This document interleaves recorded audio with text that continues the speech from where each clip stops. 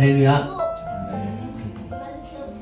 오늘도 우리 예배 가운데 하나님께서 하늘의 문을 여셔서 우리에게 은혜를 충만히 또 내려주실 것을 믿습니다.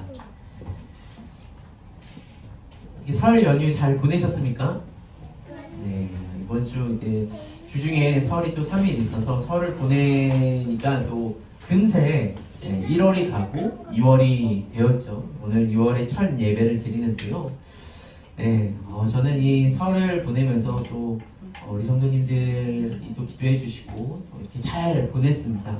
근데 저는 올 한 해가 시작되기도 전에 설이 빨리 끝났으면 좋겠다라는 생각을 좀 했어요. 네, 왜냐? 6월 달부터 우리가 기도 훈련을 하려고. 네, 왜냐면 우리가 교회에서 뭔가를 이렇게 하고 좀 뭔가 이제 좀 장기적인 프로젝트를 하려고 하는데 이 중간에 뭔가 여러 이벤트들이 있으면 아무래도 하기가 쉽지 않거든요.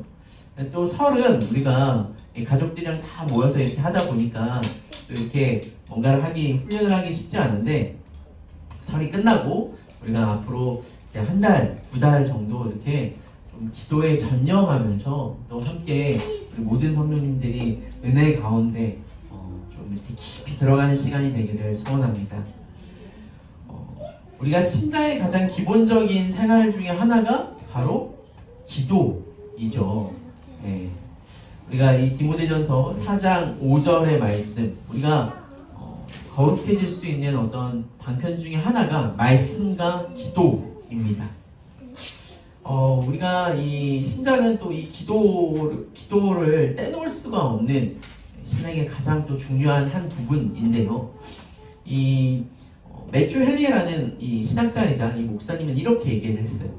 성경은 하나님이 우리에게 보낸 편지다. 네. 그리고 기도는 우리가 하나님께 보내는 편지다라고 했습니다. 그러니까 우리가 이 하나님을 믿지 않는 그냥 이방 종교나 혹은 우상 같은 경우에는 그냥 일방적이죠. 그냥 이렇게 비나이다 하면서 자기의 소원을 이제 아뢰지만, 우리 좋으신 하나님은 먼저 우리에게 본인을 계시하시고 말씀하시고 또 우리가 그것에 대해서 반응을 하는 거예요. 그래서 정말 우리가 살아있는 신앙이라면 하나님 앞에 기도하지 않을 수가 없죠. 그렇죠? 우리 성도님들은 한 주간 얼마나 기도하십니까? 혹은 밥 먹을 때만 기도하는 거 아니에요? 밥 먹을 때도 기도 안 하나요? 제가 이 청소년이나 이렇게 아이들을 가르치다 보면은 확실히 이제 아직 이 아이들이 인격적으로 하나님을 만나거나 진짜 이 믿음이 없어서 그런지 요즘은 밥 먹을 때도 이렇게 하고 그냥 밥 먹죠, 그죠? 아니요. 기도해요? 네, 그래요. 기도하다가 저도 그럴 때가 있어요. 밥 먹으려고 했는데 깜빡하고 기도하고 깜빡하고 입에 한 입 넣고 내가 기도 안 했지 하고 입에 넣고 기도할 때도 있는데, 저도 밥 먹기 전에 기도는 왜 할까요? 하나님 앞에 밥 주신 게 감사해요. 하나님 앞에 밥 주신 걸 감사합니다 기도하는 거 맞죠, 그죠? 그럼 하나님 그렇게 들으세요? 네. 다 듣고 계세요. 그래서 솔직히 그걸 안 해도 기도를 안 해도 우리가 밥 먹는데 지장은 없겠지만, 이 밥을 주신 게 누구인지 우리가 감사하는 마음으로 기도를 하면서 우리가 밥을 먹는 게 맞아요. 근데 그렇게 잠깐 하는 기도는 그럴 수 있지만, 어떻게 보면은 우리가 기도를 길게 하는 게 참 쉽지가 않습니다. 여러분, 말씀을 1시간 보는 게 어려울까요? 기도를 1시간 하는 게 어려울까요? 기도할 시간도. 네, 기도를 1시간 하는 게 어려워요. 그죠? 말씀은 그냥 보면 되고 읽으면 되고 연구하면 되는데, 기도가 훈련이 잘 안 되는 사람은 기도가 오래 하는 게 참 어려워요. 그래서 우리가 이 기도 훈련을 통해서 우리 교회가 함께 하려고 합니다. 그냥 솔직히 훈련이잖아요. 우리가 이 군대도 보면은 처음에 들어가자마자 이 기초 군사 훈련 신교대라고 이제 교육 훈련을 이렇게 받는데, 왜냐면 이 잘 안 되어 있으니까 훈련이 필요한 거예요. 우리 신앙도 마찬가지입니다. 바울도 그렇고 기도나 말씀이나 이런 부분에서 훈련이 필요한 것이죠. 훈련되어 있지 않으면 우리가 이 악한 사단의 공격에 혹은 세상의 어떤 휩쓸리는 유혹에 쉽게 넘어갈 수밖에 없는 것이죠. 그래서 우리가 힘을 내서 한 이제 2달 정도 우리가 함께 기도하며 훈련을 하려고 하는데요. 이 기도를 이제 우리가 할 때, 기도를 시작할 때 우리가 무엇이 우리로 하여금 기도하게 하는가? 우리가 어떻게 하면 기도를 잘할 수 있는가? 어떻게 하면 우리가 기도를 즐겁고 행복하게 할 수 있는가라고 물을 때 반드시 나오는 것이 무엇이냐면 하나님이 우리의 아버지 되어 주심을 우리가 잘 알고 우리의 기도를 들으시고 기뻐하시며 복을 주시기를 원하신다라는 것을 분명히 믿는 것이 필요합니다. 그래서 제가 이제 기도에 대해서 앞으로 이제 2달 동안 또 설교를 할 텐데 오늘 이것을 아는 게 기도의 시작이기 때문에 그리고 가장 또 중요하기 때문에 이 말씀을 우리가 함께 나누는 거. 제가 이제 신앙생활 하면서 그럼 우리가 왜 기도를 안 할까? 이런 생각을 좀 고민했거든요. 우리가 왜 기도를 안 하죠? 기도가 힘들어요. 근데 또 한편으로는 기도를 하면서 기대가 되지도 않고 뭔가 기도를 한다고 나아지지도 않는 것 같아. 해도 그만이고 안 해도 그만이고. 하나님이 나는 하나님 앞에 기도한다고 생각을 하는데 하나님이 듣지 않는 것 같고요. 그냥 변하지 않는 것 같고 허공에 당하는 것 같아요. 그리고 또 기도를 할 때 힘들어. 왜냐? 왠지 하나님은 내 기도를 안 들어주실 것 같아서 뭔가 하나님을 설득해야 될 것 같고 또 하나님은 바쁘신 분이시잖아요. 우리 기도 말고도 들으실 게 너무나 많으시죠. 세상에 얼마나 많은 문제들과 이런 것들이 있어요. 그래서 나 개인에게 관심을 갖지 않으시는 것 같아서 기도를 하면서도 뭔가 이게 내가 이렇게 하는 게 맞나 싶기도 하고 그렇습니다. 이것에 대한 전제가 무엇이냐면요. 뭔가 우리 하나님은 우리를 위해서 역사하기를 원치 않으신다라는 그런 생각이 있는 거예요. 그러니까 그런 거죠. 하나님이 과연 나를 돌아보실까? 나도 내가 싫은데 하나님이 내가 뭐라고 내 이야기를 들으실까? 하나님이 나에게 관심이 있으실까? 라는 생각이 있습니다. 그러니까 우리가 기도할 자격이 되나? 라는 생각을 할 수가 있는 것이죠. 그래서 기도하면은 우리가 이렇게 막 주일날 다 같이 기도를 해도 뭔가 목사님의 기도는 들어주실 것 같고 저기 나보다 더 이제 어르신이나 혹은 더 믿음이 좋으신 분들의 기도는 들어주신 것 같은데 내 기도는 들어주시지 않을 것 같다라는 그런 생각이 들 때도 있는 것이죠. 자, 그런데 우리가 생각을 해봐야 됩니다. 도대체 우리가 기도하는 또 우리가 믿는 그 하나님은 어떤 분이십니까? 그 하나님을 우리가 분명히 알아야지 그 하나님에 대한 어떤 이 인식이 기도를 할 때도 더 기도에 전념하게 하거나 혹은 아예 기도를 못하게 하거나 우리가 하나님에 대해서 어떤 분이신지를 정확히 아는 것이 중요하죠. 오늘 이 말씀을 통해서 우리가 우리 하나님이 어떠신 분이신지를 알아가는 시간이 되기를 바랍니다. 자, 오늘 우리가 들은 이 말씀은 또 너무나 유명한 말씀이고 잘 아는 예수님의 비유이죠. 이 예수님이 이 비유를 왜 하시냐면요. 우리 하나님이 도대체 우리 같은 사람들을 어떻게 생각하시는지를 알려주시기 위해서 이 비유를 말씀해 주시는 거예요. 여러분, 세상에서 하나님을 가장 잘 알고 계신 분이 누구시죠? 아브라함이 처음에 믿음의 조상이긴 했지만 하나님을 잘 알고 계신 분은 아브라함보다 이전부터 하나님과 함께 계신 분. 천국에 있는 사람. 천국에서도 계셨고 이 땅에서도 내려와 계셨고 또 앞으로도 영원히 하나님 보좌 우편에 계셨던 분. 예수님. 누가 가장 잘 알고 계세요? 예수님이 하나님을 가장 잘 알고 계세요. 우리 허준 집사님을 가장 잘 알고 계신 분은 누굴까요? 알고 있는 사람은 누굴까요? 뭐 같이 살았던 엄마, 그치, 현아 집사님이나 혹은 소희나 로이보다 유리나 결이가 더 잘 알겠죠. 왜냐면 같이 살고 있으니까. 하나님도 가장 잘 알고 계신 분이 예수님이세요. 그래서 그 예수님이 하나님과 지금도 동행하시고 하나님 보좌의 우편에 앉아 계신 그분이 하나님이 어떤 분이신지를 오늘 우리에게 얘기해 주시는 것이죠. 오늘 말씀 우리 한번 같이 읽어볼까요? 11절, 12절. 자, 11절, 12절 우리 한번 같이 읽어보겠습니다. 시작. 또 이르시되 어떤 사람에게 두 아들이 있는데 그 둘째가 아버지에게 말하되 아버지여 그래서 내게 돌아올 분깃을 내게 주소서 하는지라 아버지가 그 살림을 각각 나누어 주었더니. 자, 우리 교회는 두 형제가 있는 집안이 없어요. 세 형제거나 혹은 남매가 있는데 오늘 보니까 우리가 아는 이 탕자라는 이 친구의 집에 형과 동생이 있어요. 그런데요, 지금 이 둘째 되는 이 동생이 아버지에게 뭘 요구를 합니까? 아버지에게 재산을 요구를 합니다. 이 사람이 요즘은 이제 우리가 사업을 한다거나 그러면 부모한테 이제 돈을 빌리거나 혹은 그러는 경우도 있지만 지금 이 아버지에게 재산을 달라라는 이 말은 아들로서는 할 수 없는 말이에요. 왜냐?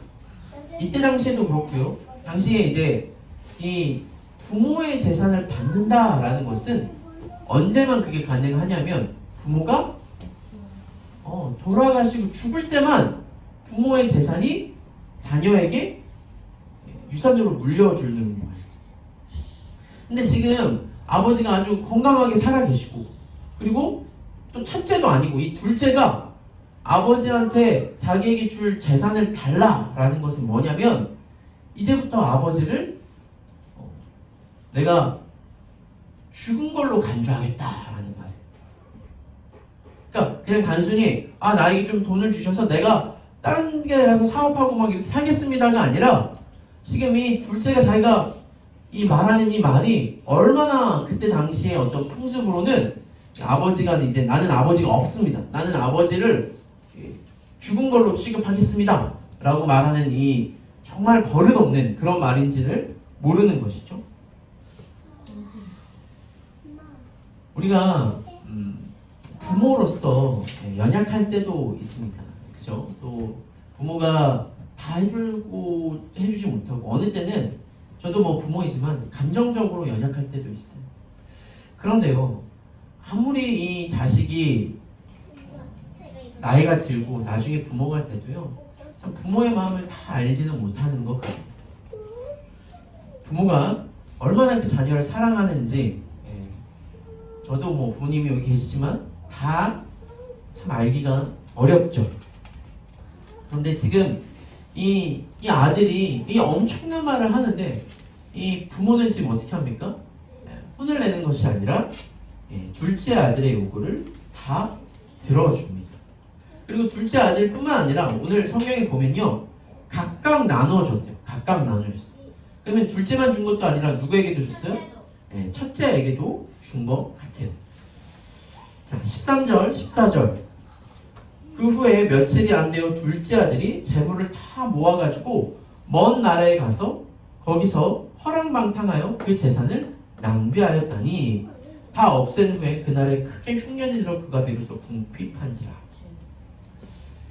자, 이 둘째 아들이 이 아버지의 재산을 받았어요. 제가 예전에도 말했지만 이 유대인들의 이 재산 유산 방식은 첫째가 어떻게 하죠? 다른 자녀들보다 2배로 받는 거예요. 그래서 정확히 어떻게 했는지는 성경에 나오진 않지만 어쨌든 이 아버지가 가졌던 동산과 부동산, 그러니까 어떤 헌금과 또 묶여있는 돈까지 다 받았어요. 근데 그것을 며칠이 안 돼서 다 팔았대요. 아마 이 둘째는 치밀하게 준비를 했었던 것 같습니다. 뭔가 자기 집을 떠나서 먼 나라로 가서 자기 마음대로 살고 싶었던 것 같아요. 근데 이게 참 금방 이렇게 금방 현금화하기는 쉽지 않았을 텐데, 네, 금방 현금으로 싸게 팔아버리지 않았을까라는 생각이 들죠. 그래서 먼 나라로 떠나요. 네, 아버지가 올 수 없는 곳으로 떠나죠. 그래서 요즘 아파트 이름이 아주 영어로 길게 되어 있죠. 시골의 부모님이 못 찾아오라고. 네, 유머였습니다. 네. 근데 어쨌든 이 둘째가 먼 나라를 떠나서 허랑방탕해요. 허랑방탕이란 말이 뭔지 아십니까, 여러분? 네, 저도 한 번도 일해 본 적이 없어가지고 그 단어를 잘 모르는데, 이게 이 원어로 보면요, 이런 의미예요. 뿌려버리다, 흩어지게 하다, 이런 뜻이 돼요. 그러니까 돈을 그냥 막 있는 대로 다 썼던 것 같아요. 뭐 맛있는 것도 먹고, 뭐 자기가 하고 싶은 거 다 하고, 그냥 다 썼던 것 같아요. 그래서 이 둘째가 얼마나 이 돈을 낭비를 했냐면, 이 30절에 보면, 오늘 읽진 않았지만 30절에 보면요, 첫째 형이 그렇게 말하죠. 아버지의 살림을 창녀들과 삼킨 아들이다 라고 말해요. 그러니까 이 참 모으는 거는 정말 어려운데 쓰는 건 쉽죠. 그래서 막 이거를 허랑방탕하게 다 썼어요. 아마 둘째 아들의 마음에는 그런 마음이 있었던 것 같아요. 첫 번째는 내가 아버지를 떠나서 살고 싶다. 그리고 두 번째는 내가 마음껏 돈 쓰면서 살고 싶다라는 생각이 있었던 것 같아요. 근데 이것은 인간의 헛된 자유인 것이죠. 이 죄의 본질이기도 합니다. 이 죄의 본질은요, 우리에게 야, 너 마음대로 살아, 너 하고 싶은 대로 살아, 이렇게 얘기를 해요. 뭔가 자비롭고 복된 하나님을 의심하게 만드는 것이죠. 그러니까 우리가 어렸을 때 그런 생각 하잖아요. 아, 내가 맨날 부모님 밑에 있는데, 아, 나 하고 싶은 대로 하고, 나 놀고 싶은 대로 놀고, 나 편안한 대로 좀 살아보고 싶어. 그러니까 내가 그냥 돈만 있으면 부모님이랑 같이 안 살아도 그냥 내 마음대로 살아보고 싶다, 이런 생각을 다 한 번쯤은 하죠. 근데 이제 우리가 신앙적으로도 마찬가지예요. 우리가 교회에서 말하는 거, 혹은 뭐 목사님이 말하는 거나 성경에서 말하는 대로 사는 게 아니라 그냥 내 마음대로 살고 싶어. 약간 이 영적인 사춘기 때가 있을 때도 있는데, 그냥 뭐 솔직히 성경에서 말하는 대로 막 우리가 착하게 살고 거룩하게 살고 하나님 말씀대로 살지 않아도 봐, 세상 사람들은 나보다 더 잘 살고 더 행복한 것 같고 더 많이 누리는 것 같아서 내가 신앙을 가지고 사는 것보다 그냥 내 마음대로 살고 싶어. 그 안에는 하나님에 대한 깊은 불신이 있는, 이 둘째 아들도 마찬가지. 둘째 아들도요, 내가 아버지 밑에 살면은 뭔가 일하고 막 이래도 이게 다 내게 되는 게 아니잖아요. 그죠? 다 아버지께 될 뿐이고, 그리고 뭔가 나는 좋은 게 없이 아버지만 좋은 거 아닌가. 내가 열심히 일해봤자 아버지만 좋고 뭐 나는 그냥 힘들게 일만 할 뿐이고. 그러니까 아버지를 떠나서 살아보고 싶은 거예요. 아버지에게 간섭받지 않고 돈을 가져다가 마음껏 살아보고 싶다. 그래서 우리 유리나 우리 소희도 아직은 사춘기가 아닌가요? 사춘기가 지나거나 뭔가 이제 좀 내가 머리가 차서 혼자 살 수 있을 때 되면은 이런 마음이 들 수도 있을 것 같아요. 근데 이게 잘못된 생각이에요. 죄의 본질이죠. 아담과 하와도 그랬죠. 내가 하나님의 말씀 듣지 않고 내가 주인이 돼서 내 마음대로 살면 잘 살 것 같잖아. 나중에 어른 되면 그런 생각한다? 내가 부모님이랑 안 살고 내 마음대로 살면은 되게 행복할 것 같지, 그치? 아직 우리 유리와 소희는 사춘기가 아닌 것 같아요. 나중 되면은 그런 생각을 한단 말이야. 그런데 그건 진짜 잘못된 생각. 부모님 떠나서 살면은, 목사님 따라 해볼까? 부모님 떠나서 살면 고생한다. 이거 좀 조금 강하게 하면 무슨 고생이라고 하죠. 이거 좀 강하면 무슨 고생이라고 하죠. 네. 잠깐만. 우리가 우리가 하나님 없어도 잘 산다라고 생각을 하는데 이것은 착각입니다. 이렇게 살아본 사람들은요 나중에 꼭 막 나이가 들어서 그렇게 살면 안 된다고 말하는데 나중 돼서 알아서 후회할 뿐이죠. 이 탕자도 마찬가지예요. 이 아버지 떠나서 살면은 자기 마음대로 살 것 같은데 그 기간이 길지 않았어요. 길지 않고 자기의 전 재산이 다 없어졌어요. 근데 또 엎친 데 덮친 격으로 자기 재산만 없어진 게 아니라 그때 뭐가 왔습니까? 굉장히 큰 흉년이 와서 그냥 있었던 사람들도 먹을 것이 없고요. 이 지금 탕자도 아예 먹을 것이 없어진 것이죠. 그래서 어떻게까지 되냐면요. 우리 15절, 16절 제가 읽겠습니다. 15절, 16절 가서 그 나라 백성 중에 한 사람에게 붙여 사니 그가 그를 들러 보내 돼지를 치게 하였는데 그가 그 돼지가 먹는 쥐염 열매로 배를 채우고자 하되 주는 자가 없다. 자, 우리는 보통 이제 돼지를 치는 것이 어떻게 보면은 되게 잘 사는 사람일 수 있어요. 이렇게 돼지를 우리는 돼지고기를 좋아하잖아요. 한국은. 그런데요, 이 유대인에게 돼지는요 어떤 존재냐면은 부정한 동물이에요. 그래서 돼지를 치는 거는 상당히 부끄럽고 유대인으로서는 해서는 안 될 그런 일이었던 것이죠. 그러니까 역겹고 부정한 일인데 안 하고 싶어도 해야 할 수밖에 없는 상황인 거예요. 왜? 자기를 써주는 사람도 없고 자기가 기술이 있는 것도 아니고 돈이 있는 것도 아니고 아무것도 없어. 그러니까 뭔가를 먹고 살아야 되는데 사람들이 뭐 언어가 돼 뭐가 돼 해주지 않으니까 돼지를 치는데 보내는 거예요. 그래서 인생의 가장 끝자락 친구도 없고 고립되어 있어서 정말 밑바닥까지 간 인생이 바로 돼지를 치는 인생이죠. 그런데요, 이 돼지를 치는 것도 정말 나쁜 일인데 별로 좋지 않은 일인데 그가 뭘 먹으려고 하냐면요, 쥐염나무 열매. 이게 뭐 이게 그림이라 커 보이는데 되게 작은 거거든요. 여러분 저는 시골에 살아서 이 나무에 보면은 진짜 이런 게 있어요. 이렇게 콩 같은데 정말 작고 이렇게 안에 뭐 열매도 별로 없는. 그러니까 돼지도요 이걸 줬을 때 잘 안 먹는다라는 말도 있더라고요. 그래서 이 쥐염 열매라도 돼지가 이걸 먹는데 돼지가 먹는 이거를 내가 먹고 배를 채우려고 하는데 16절 끝에 보면은 이것조차 주는 사람이 없어요. 요즘 뭐 우리가 이 한국에서는 이 노숙자 분들이 있죠. 이 노숙자 분들도요 한국에 이제 복지가 잘 돼 있구나. 이 기독교 단체에서도 뭐 서울역 앞이나 이런 거 보면은 노숙자 봉사를 합니다. 그래서 그냥 그런 분들에게도 밥을 주는데 지금 이 탕자 입장은요 그런 빌어먹는 밥조차 없어요. 이 쥐염나 돼지가 먹는 것도 먹을 수 없을 정도로 배가 고프고 갑자기 찌개 냄새가 나니까 갑자기 배가 확 또 고픈데요. 막 배가 고프고 그런 상황인 것이죠.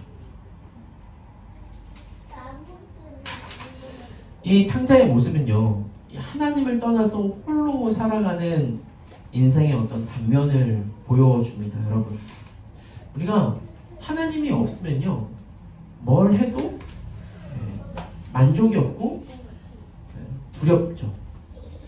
여러분, 세상에서 우리가 많은 재산을 모으고 혹은 세상에서 많이 소유하고 있다고요 그 사람이 되게 뭔가 풍요롭고 넉넉하고 부유하고 잘 사는 것 같죠. 근데 제가 이 TV를 보면요 돈 많은 연예인들이 정말 행복하게 잘 살 것 같은데 우리가 잘 아는 유명한 연예인이 더 잘 살 것 같은데 그런 사람들 보면은 막 안전 불감증 막 제가 최근에도 뭐 그런 걸 봤어요. 자녀를 어디에 맡기거나 어디를 가는데 연락을 안 하거나 와이프도 한두 시간만 연락이 안 돼도요 막 불안해요. 불안해요. 그러니까 우리가 돈이 많아도요 이 돈은 잠깐이면은 금방 사라지는 거죠. 우리가 뭐 인기가 많은 것 같아도요, 이 인기라는 건 그냥 바람에 흩날리는 것 같아서, 먼지인 것 같아서 그냥 금방 없어집니다. 근데 여러분, 여기 있는 우리는 뭐 돈이 있습니까? 뭐 있습니까? 이렇게 막 펑펑 쓸 만큼 돈도 있지 않고 그런 인기가 없어도요, 우리는요, 걱정도 없고 풍족하고 늘 감사하죠. 왜요?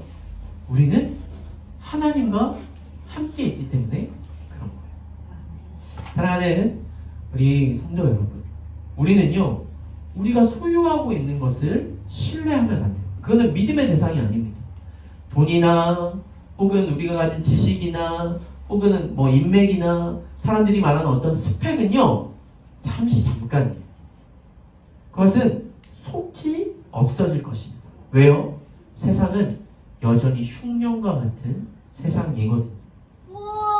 이 탕자에게도 마찬가지죠. 이 탕자가 굶주림이 해결이 안 됩니다. 이거를 막 먹으려고 하는데 이게 막 뭐 품위 유지나 뭐 그런 것도 아니고요. 굶어 죽지 않으려고 이것을 먹으려고 하는데도 없었던 것이죠. 자, 그때 탕자가 이제야 정신을 차립니다. 우리 17절부터 19절은 한번 같이 읽어볼까요? 17절부터 19절. 내가 탕자라는 생각으로 한번 마음을 이입해서 한번 읽어볼까요? 시작. 이에 스스로 돌이켜 이르되 내 아버지에게는 양식이 풍족한 품꾼이 얼마나 많은가. 나는 여기서 줄여 죽는구나. 내가 일어나 아버지께 가서 이르기를 아버지, 내가 하늘과 아버지께 죄를 지었사오니 지금부터는 아버지 아들이라 일컬음을 감당하지 못하겠나이다. 나를 품꾼의 하나로 보소서 하리라. 지금 이 탕자가 독백하는 거예요. 독백. 여기서 보면 스스로 돌이켜라고 하죠. 이게 원어로 보면요, 자기 자신에게로 돌아온다, 그런 뜻이거든요. 그러니까 이제야 정신을 차린 거예요. 자, 어떤 정신이냐? 다 하고 막 정신이 없이 이제는 막 굶어 죽기 직전에 막 이러니 보니까 옛날이 생각난 거예요. 이전에 내가 아버지 밑에 있었을 때는 근데 이래 본 적이 없죠. 근데 아버지 밑에 있었을 때 아버지 밑에 여기 여러 종들이 있거든요. 여러분, 제가 전에도 말했죠. 이 뭐 드라크마 얘기할 때 종도요, 종 안에도 좀 몇 가지 이제 그레이드가 좀 있습니다, 여러분. 그러니까 종도, 노예도 이 뭐냐, 이렇게 단연간 이제 이렇게 종속이 되어가지고 종도 그 안에 뭔가 이렇게 다스리고 관장하는 종들도 있고 뭐 이렇게 가르치는 종들도 있고. 그런데 여기서 말하는 품꾼은요, 종들 중에서도 가장 밑에 일용직, 약간 이런 느낌. 가장 이 집안에서도 쓰잘데기 없는, 이렇게 가장 힘들고 어려운 걸 하는 그런 사람이 품꾼이에요. 네, 품삯을 주는, 그냥 그날만 쓰는 그런 품꾼들도 아버지 집에 있을 때는 먹을 것도 주고 이렇게 굶주리지 않았던 거예요. 하물며 나는 거기서 뭐였어요? 아들이었잖아. 내가 이 아버지 집에 가면은 이런 품꾼조차 행복하고 배불렀어. 이제 그게 딱 떠올라서 내가 돌아가야 되겠다. 중요한 결심을 하죠. 근데 돌아가는 것도 쉽지가 않아요. 왜일까요? 엄청 멀리 떠나왔으니까. 아니요. 거리가 뭔지는 모르겠는데 지금 내가 아버지의 재산을 가지고 올 때도 이 아버지를 뭐라고 생각해? 아버지는 죽었다. 이제 나랑 관계를 끊자. 나는 아버지 없이 살겠다. 그리고 그 관계만 끊는 게 아니라 뭔 또 가져왔어요? 아버지의 재산을 진짜 내가 많이 가지고 와서 이걸 내 마음대로 다 썼어. 그러니까 뭔가 이거를 내가 아버지 재산 가지고 와서 뭔가 투자를 해가지고 막 성공했어. 부자가 됐어. 그래서 아버지한테 가져가서 아버지 제가 성공했습니다 이러면 모르겠는데, 아버지가 죽기도 전에 아버지 재산 미리 땡겨 써가지고 와서 그걸 다 잃어버렸어. 그리고 막 지질이 막 노숙자처럼 막 거지가 돼가지고 아버지한테 간다면 이게 낯짝이라고 하죠. 이 낯짝이 두껍지 않으면, 아니 두꺼워도 아버지한테 갈 수가 없어. 우리 유리가 시험을 봤는데 막 빵점, 맞을 리가 없는데. 그렇죠, 맞을 리가 없죠. 맞을 리는 없어요. 그런데 빵점뿐만 아니라 막 친구랑 싸우고 막 남의 집에 TMI일 수 있는데 목사님도 저도 제가 인생 살면서 처음으로 부모님한테 속였던 거가 있어요. 그게 뭐냐면요. 제가 시골에 살았으니까 거기 시골은 이제 중요한 교통수단이 차도 아니고 수레는 너무 옛날이고 네, 오토바이를 좀 탔었어요. 이 동네 분들은 뭐 차를 몰고 다니진 않고 오토바이 이렇게 스쿠터 조그만 거. 근데 제 친구 집에 그 스쿠터가 있었는데 저도 한번 그걸 타보고 싶은 거예요. 근데 누가 뭐 가르쳐 준 적도 없고. 근데 뭐 나는 워낙 어렸을 때부터 자전거를 탔으니까 그냥 오토바이 뭐 탈 수 있을 것 같은 거야. 그래서 친구가 스쿠터 한번 타볼래 해서 아우 좋아 한번 나보고 타보고 싶었어 해서 탔어요. 근데 저는 이게 한 바퀴를 다 돌려야 전속력이 가는지 알고 반 바퀴를 돌렸는데 반 바퀴가 전속력이었던 거예요. 스쿠터는 이렇게 돌리는. 근데 브레이크를 잡지도 않으니까 진짜 윤희 말대로 땡기자마자 한 이 정도 거리밖에 안 됐는데 그냥 쾅 가서 박아버렸어. 그래서 스쿠터가 뭐 아작은 아니고 이 앞에 이 휠이 아예 훅 들어가가지고 고장이 났어. 근데 그걸 집에 가서 제가 말했을까요? 안 했을까요? 말을 못하겠더라고. 막 그러면서 한 2주 동안 막 전전긍긍했던 것 같아요. 아 내가 무슨 대회 나가서 이거를 꼭 1등 해가지고 상금을 받으면 그걸로 갚아야지 막 이러면서 뭔가 이 부모님한테 잘못도 했고 이게 너무 죄송스러워가지고 말을 못했어요. 근데 탕자는 더 큰 잘못을 한 거예요. 지금 그 돈을 다 잃어버렸을 뿐만 아니라 적어도 집안 재산의 3분의 1을 다 잃어버렸을 뿐만 아니라 부모님 보기 싫어서 막 그냥 떠나 나오는 거죠. 그 탕자가 어떤 마음으로 다시 돌아가겠어요? 그냥 나를 자식이 아니라 품꾼으로 받아 주소서라고 말해야지 라고 하고 이제 돌이켜서 집으로 갑니다. 20절 이에 일어나서 아버지께로 돌아가니라. 아직도 거리가 먼데 아버지가 그를 보고 치근히 여겨 달려가 목을 안고 입을 만지니. 아버지께로 돌아가는데요. 너무 기가 막힌 일들이 벌어지죠. 왜냐면요. 지금 자식이 오는데 멀리 있는데 그 탕자 아버지가 알아보는 거예요. 그쵸. 눈이 좋으신가 이런 생각이 들 수밖에 없죠. 우리가 성경을 보면 그래요. 이게 눈이 좀 좋아야지. 그런데요. 이 부모들은요. 눈이 좋아서가 아니라 부모에게는 딱 그게 있죠. 저 멀리 있어도 내 자식은 알아봐요. 그러니까 이 탕자는 아버지를 이제 아버지라고 거부하고 자기는 떠났을지 몰라도 이 탕자 아버지는요 늘 그래 왔던 것 같아요. 이 아들이 언제 오나. 제가 그래서 그런 이 기독교 소설도 봤어요. 탕자 아버지가 탕자가 오기 전까지도 하루 이틀을 기다리고 맨날 거기 나가봤던 게 아니었던 거예요. 매일매일 기다렸던 거죠. 그리고 아들이 저 멀리서 보였을 때 이 아들을 보자마자 여러분 기본적으로 드라마나 이런 거 같은 경우에는 어떻게 해야 됩니까? 드라마 이런 거 본 적 있어요? 네. 자식이 문제를 일으켜가지고 막 밖에 나갔다가 막 진짜 부모한테 못할 짓을 하고 다시 돌아왔어. 근데 아버지가 딱 봤어. 그 아버지가 뭐 사극이나 이런 드라마 보면 가라. 내게는 아들이 없다. 막 이러면서 나는 아들이 없다고 생각한 지 오래다 하면서 이 아들을 약간 문전박대하죠. 근데 막 아들이 막 울면서 아버지 보고 싶었습니다. 나는 그렇게 생각한 적 없다. 꽉 문을 닫고 막 들어가요. 이때 이제 엄마가 역할을 해줘야 되는 거죠. 여보 그래도 왔는데 용서해줘야죠. 막 이러면서 막 이래요. 근데 이제 그때 이 아들이 이제 밤에 자기 집 방에서 이제 자고 있는데 이 아버지가 남몰래 들어가가지고 이 아들을 보면서 막 울면서 그래 그래도 잘 왔다 막 이렇게 하죠. 근데 그 다음날 아침에 아들이 여전히 막 아버지한테 죄송하고 막 미안해가지고 막 이러고 있는데 아버지가 막 이제 일 나가면서 그래도 밥은 먹고 가라 이러면서 이제 막 이렇게 이런 드라마가 막 있는데 네 모르겠어요. 뭐 저는 뭐 아버지이지만 연약한지라 뭐 소희나 로이가 이렇게 잘못했을 때 혼을 내고 혹은 어느 때는 막 말 안 듣고 그러면 막 미울 때도 있어요. 근데 여기 지금 탕자의 아버지 하나님으로 예표되는 이 탕자의 아버지는 어떻게 합니까? 뭐 그럴 새가 없어.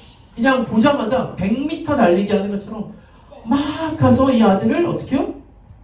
끌어안습니다. 이 아들이 솔직히 뭐 성경에는 그런 게 안 나와서 그렇지 돼지를 쳤다니까요. 돼지가 먹는 밥을 같이 먹으려고 했어요. 냄새가 날까요 안 날까요?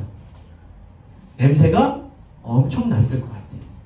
막 옷도 엄청 더러워져서 옆에 가고 싶지도 않았을 것 같아요. 남들은 그가 왔을 때 여러분 혹시 노숙자 진짜 옆에서 만나보셨어요? 저는 노숙자 거기도 갔거든요. 그냥 군대 막 남자 냄새 이게 아니고요. 정말 그 냄새는 옆에 가까이 상종하고 싶지 않은 냄새예요. 그런데 이 아버지는 그 탕자에게 달려가서 확 끌어안습니다. 옷이 더러워지겠죠. 당연히 더러워지겠죠. 여러분, 우리가 하나님 앞에 죄를 용서하고 하나님 앞에 맨 처음에 달려갔을 때 그분이 우리가 회개하고 돌이켰을 때 이렇게 하시는 거라고 지금 예수님께서 얘기해 주시는 거예요. 우리도 죄를 짓고 하나님 앞에 설 수 없는 정말 지금까지 나만 위해 살았고 하나님을 떠나서 나 혼자 살았던 정말 죄인이고 이제는 더 이상 누군가 나를 받아줄 사람도 없이 외롭고 고립되고 나만 잘난 줄 알았던 그런 사람인데 우리가 돌이켜 하나님 앞에 갔을 때 하나님이 이렇게 우리를 받아주시는 것이죠. 하나님을 옆에서 본 예수님께서 한 인생이 하나님 앞에 돌아올 때 그 하나님 아버지가 어떤 마음으로 그 영혼을 맞이하시는지를 오늘 말씀을 통해서 보여주시는 거예요. 이 예수님의 비유만큼 그분만큼 하나님을 잘 아는 사람이 어디 있겠습니까? 그분만큼 하나님이 한 영혼이 돌아올 때마다 어떻게 반응하시는지를 아는 사람이 어디 있겠습니까? 그죠? 그러니까 이 얘기를 해주시는 겁니다. 우리는 이 말씀을 통해서 하나님이 우리에게 어떤 마음을 가지고 대하시는지를 아는 거예요. 이것이 바로 복음이죠. 여러분, 이게 바로 죄사함입니다. 우리가 정말 그때까지는 죄인인지도 모르고 이 탕자처럼 아버지를 떠나서 나 혼자 살았던 사람이 이제 죄를 깨닫고 내가 얼마나 추잡하고 더럽고 하나님 앞에 설 수 없는 무익한 인간인지를 아는 사람이 돌이켜 하나님 앞에 왔을 때 하나님이 이렇게 대하시는 거예요. 하나님이 우리와 어떻게 화목하게 하시기 위해서 우리에게 무엇을 하시는지를 아는 것, 이것이 바로 복음인 것이죠. 그리고 탕자가 말을 하려고 합니다. 아버지, 우리가 방금 읽었던 이 아버지, 이제 나는 아버지 집에서 아들도 아니고 그냥 품꾼으로 받아주시옵소서라고 말을 하려고 하는데 지금 이제 우리가 글이니까 탕자가 얘기를 하려고 하는 부분 뒤에 이 탕자 아버지의 얘기가 나오지만 이게 지금 이 탕자가 이렇게 얘기를 하려고 하는데 아버지가 그걸 막아버려요. 됐다. 아무 말 하지 마라. 좋은 옷을 내어다가 입히고 손에 손가락질을 끼우고 발에 신을 신기고 좋은 송아지를 잡아라 라고 말을 하는 거예요. 송아지는 무슨 죄가 있다? 그죠? 우리가 먹고 즐기자. 이 상황에 대해서 두 가지 해석이 있어요. 그러니까 지금 탕자가 막 얘기를 하려고 하고 제가 잘못했습니다. 내가 아버지의 아들이 아닙니다. 제 품꾼으로 받아주세요. 이렇게 막 말을 하려고 하는데 이 아들의 입을 막아버리는 이 아버지에 대해서 두 가지 해석이 있는데요. 첫 번째는 아버지가 말을 끊어버렸어요. 그냥 이 아들이 무슨 말을 해도 그냥 듣고 싶지 않은 거예요. 상관이 없어요. 아버지는 이미 아들이 잘못한 것보다 아들을 다시 찾았다라는 마음이 더 크기 때문에 그냥 아들이 말을 하려고 하는데 끊어버렸다라는 생각하는 사람이 있고, 두 번째로는 이 탕자가 차마 말을 못했을 거다. 그러니까 말이 기어들어가는 거죠. 말을 하고 싶어도 자기가 잘못한 게 너무 많으니까 그냥 입속에서만 이 말이 머무는 거예요. 그런데요, 뭐 이랬든 저랬든 상관없어요. 이 아버지는요 너무 기쁜 거예요. 자, 아들이 죽었다 살아났어. 잃어버렸던 아들이 찾아오면요 너무 기쁠 거 아니에요. 그죠? 우리 친구들도 뭐 내가 정말 소중히 여기는 것 이런 거 잃어버렸다가 찾으면 어때요? 좋아요. 너무 기쁘고 좋죠. 근데 그것과 상관없이 이 부모가 됐을 때 이 자녀가 죽었다라고 생각했는데 살아나니까 너무 좋은 거죠. 그래서 좋은 옷을 입히는데요. 여기서도 좋은 옷은요 그냥 깨끗한 옷이 아니라, 여기 보면 이제 톨레라고 하는데, 이 계시록이나 이런 데 보면요 길게 늘어진 옷 있잖아요. 우리 뭐 이제 남자들은 아니죠. 우리 소희 같은 경우에도 뭐 이렇게 공주 옷 입으면 이제 길게 늘어진 옷, 뭔가 이 연애 때나 입는 그런 옷을 가져오라고 하고요. 이 가락지를 끼우라고 합니다. 이 가락지는 왜일까요? 반지? 손에 반지를 끼우는데요. 이 반지에는요 그 가문마다 이 문양이 달라요. 그러니까 이 가문의 아들, 가문의 이 사람이라는 것을 증명하는 게 바로 가락지. 그러니까 그 가락지도 다 팔았겠죠? 돈으로 바꿨겠죠, 이 아들은? 근데 이 가락지를 가지고 오고요. 좋은 신발을 신기고요. 송아지를 잡습니다. 그 송아지도요, 그냥 잡는 게 아니라 여러분이 살찐 아기 송아지는요, 그때 당시에도 제사를 드리거나 정말 그럴 때 쓰려고 이렇게 내버려둔, 이렇게 아껴둔 그런 송아지를 지금 잡는 거예요. 왜요? 24절. 내 아들이 죽었다가 다시 살아났다. 왜 죽었다가 사는 거예요? 진짜 죽은 건 아니죠. 이 아들이, 나는 아버지 죽었다고 생각하고 아들이 떠났는데 다시 돌아왔어. 그러니까 이 아버지도 다시는 못 볼 거라고 생각했던 아들이 돌아오니까 너무나 기쁜 거죠. 여러분, 오늘 우리가 이 말씀을 같이 나누면서 생각을 해야 되는 부분이 뭐냐면요, 도대체 기도할 때 우리 아버지 하나님은 우리에게 어떤 마음으로 다가오실까? 여러분, 제가 아까도 말씀드렸지만 우리가 기도할 때 나는 기도할 자격이 있는가? 하나님이 내 기도를 들으실까?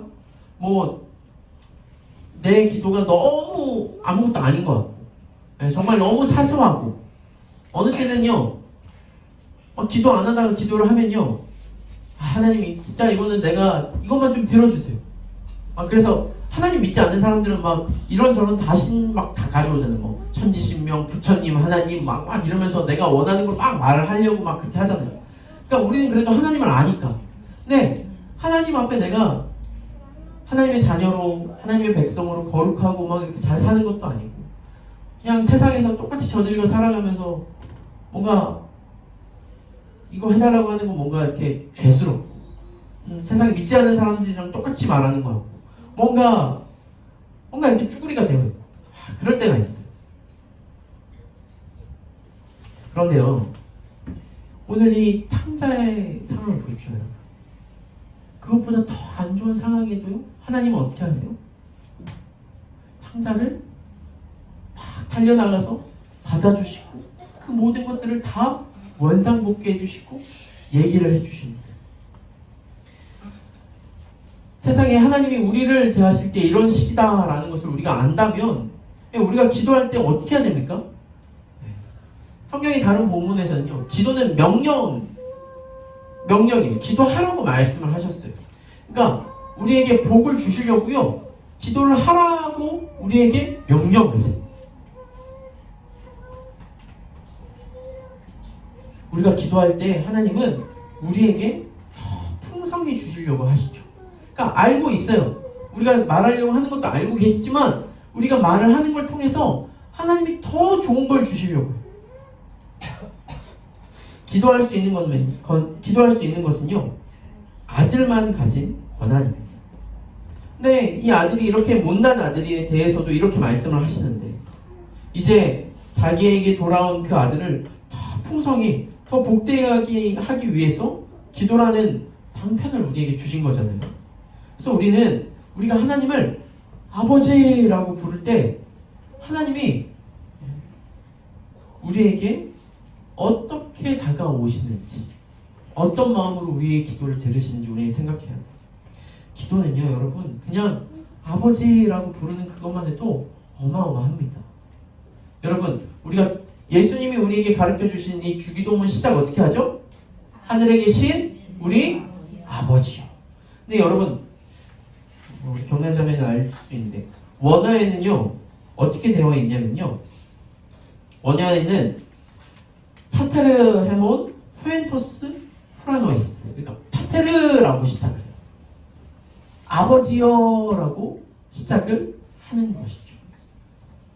우리가 아버지라고 부를 때 그분은 지금 이 탕자 아버지처럼 막 우리에게 달려오시는 거예요. 여러분 기도는 원래 이런 것입니다. 우리가 기도할 때 우리의 기도를 구체적으로 응답을 해주시든지 뭐 안 해주시든지 뭐 그럴 텐데 어쨌든 우리가 예수 그리스도의 이름으로 하나님을 아버지라고 부를 때 그분이 달려오셔서 우리를 맞이해 주시는 거예요. 우리와 함께 하시고 우리의 얘기를 들으시고 우리의 음성을 들으시면서 그분이 우리와 함께 거하시고 참된 평강과 기쁨 가운데 거하시려고 하는 것이 바로 기도인 것이죠. 사랑하는 우리 성도 여러분, 우리가 기도할 때요 충분히 시간을 가지고 기도를 해요. 아까 말한 것처럼 뭐 우리가 밥 먹을 때 짧게 기도할 수도 있죠. 근데 여러분 공식적으로 다 같이 있을 때 기도하거나 그런 기도 말고요. 우리가 하나님께 나아가 그분과 깊이 있는 교제를 해야 되는 것이죠. 참 저도 이게 참 쉽지 않아요. 근데 저희 부부도 이제 보면은 우리 아이들과 1대1과 이렇게 이렇게 시간을 가져야 되겠다. 왜요? 그렇지 않으면 막 정신이 없어서 얘가 뭘 원하는지 어떤 상태인지를 가늠하기 어렵습니다. 그런데 이 부모와 1대1의 시간을 가지면서 서로의 어떤 아픔을 나누고 또 서로를 알아가고 교제하고 이런 시간이 필요하거든요. 우리도 마찬가지. 우리가 지금 뭐 새벽 예배가 없고 금요 기도회가 없어서 어떻게 보면은 제가 한편으로 우리 성도님들한테 죄송한 마음이 늘 있어요. 뭔가 기도에 깊은 시간을 가져야 되는데 그래서 이번 기도 훈련을 통해서 우리가 하나님과의 깊은 교제의 시간을 갖기를 원합니다. 하나님이 우리를 예수 그리스도 안에서 바라보시는 거예요. 여러분 이렇게 탕자처럼 정말 이 그림 우리 렘브란트의 유명한 그림이 있잖아요. 저 그림에도 보면은 이 얼마나 거지 깽깽이에요. 이런 모습으로 와도 저 아버지가 저 아들을 저렇게 받아주는데 우리는요 예수 그리스도의 이름으로 기도합니다 라고 했을 때 우리는 저런 거지 같은 모습이 아니라 우리를 누구로 봐요? 예수 그리스도로 보신다고요. 우리를 하나님이 가장 사랑하시는 아들 하나님의 말씀에 순종해서 그 모든 것들을 들으시는 그 예수님으로 보고 예수님이 얘기하는 것처럼 우리의 얘기를 들으시고 응답하시며 지금도 우리를 두 눈을 보면서 우리와 함께 교제하기를 원하시는 거예요. 내 영혼이 깨끗해지는 시간, 내 인생의 가장 밀도가 높은 그 시간 하나님이 함께 하셔서 우리를 인도하시고 우리와 교제하는 그 시간이 기도의 시간이 되어야 합니다. 이것에 대한 유일한 근거, 이렇게 믿고 우리가 그것을 누릴 수 있는 유일한 근거는 우리 같은 자도 하나님이 기뻐하시며 받아주신다라는 거예요. 우리가 쓸데없는 짓을 하고 우리가 죄를 짓고 우리가 하나님을 떠나서 내 마음대로 살았다 할지라도 우리가 예수 그리스도의 이름을 부르면서 예수 그리스도의 이름으로 기도하면서 뭐라고 해요? 아버지라고 했을 때 그 아버지는 허진 집사님도 아실 거예요. 우리 애들 보면요 막 진짜 때려 죽이고 싶어도 어느 때 너무 예쁠 때가 있어요. 그냥 내 자식이라는 거에 대해서 너무 예쁠 때가 있어요. 보통 아침에 일어났을 때 저는 처음에 그러는데 그런 거죠. 그냥 보기만 해도 너무 예뻐. 그냥 해주고 싶어. 얘가 뭐 사달라고 안 해도 내가 뭐 돈이 있으면은 더 좋은 거 사주고 싶지. 그냥 사탕 이런 거 말고요. 진짜 맛있는 막 초콜릿, 막 진짜 좋은 음식 주고 싶어 내가 있다면. 근데 우리가 믿는 아버지는 그 모든 걸 해주실 수 있는 아버지시잖아요. 우리가 그 하나님, 내가 믿는 하나님, 내가 아버지라고 부르는 하나님이 그런 하나님이라는 것을 우리가 알아야 하는 것이죠. 사랑하는 성도 여러분, 이제 말씀을 정리하겠습니다. 우리가 아버지라고 기도할 때 그분이 기뻐하십니다. 심지어 내 기도가 하나님 앞에 하나님이 원하는 기도가 아닐 수도 있어요, 여러분. 하나님의 뜻과는 맞지 않은 기도일 수도 있어요. 심지어 자식이 아버지한테 칼을 달라고 할 수도 있고요. 내가 하는 그 기도가 뭔지도 몰라서 뱀을 달라고 할 수도 있어요. 근데요, 그렇다고 그 아버지가 그것을 다 들어주신다라는 게 아니라 더 좋은 것을 주시는 아버지이신 거죠. 하나님 아버지는요, 그분을 아버지라고 부르는 것 자체가 너무 기쁘신 거예요. 기도는 여기서부터 시작입니다. 우리에게 가장 좋은 것을 주시고 우리가 생각지도 못한 그 이상의 것을 준비하시고 우리를 알고 계시는 그분께서 우리를 초청하시며 지금도 우리가 오랫동안 기도를 쉬고 있고 하나님을 찾지 않았을지라도 지금 우리가 기도를 작정하고 아버지라고 부를 때 우리를 받아주시는 하나님의 사랑을 경험하며 그 은혜의 자리에 나아가는 우리 모두가 되기를 소원합니다. 함께 기도하겠습니다.